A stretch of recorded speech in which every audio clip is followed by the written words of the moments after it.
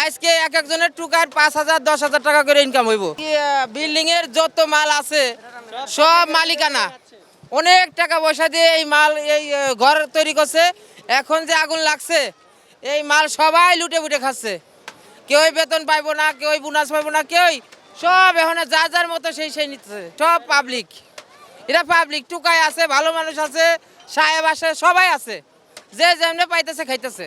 সরকারি প্রশাসনরা ওইখানে আছে, পুলিশরা আছে, তারপর ফায়ার সার্ভিসের সব লোকজন আছে, কেউই কিছু বলতেছে না, যে যেমনি পাইতেছে নিতেছে।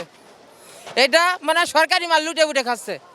আজকে এক একজনের টুকার 5,000 10,000 টাকা করে ইনকাম হইব, এই মাস ভরেই খাইব। আর যারা মালিক তারা কি সর্বহারা, তাদের সব শেষ। এটাতে কি করব?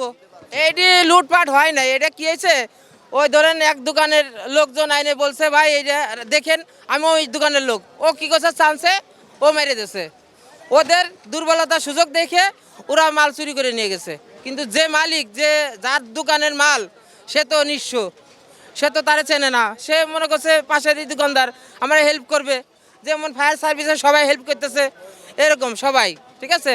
এরকম যে যেমনে পাচ্ছে সবাই নিয়ে গেছে।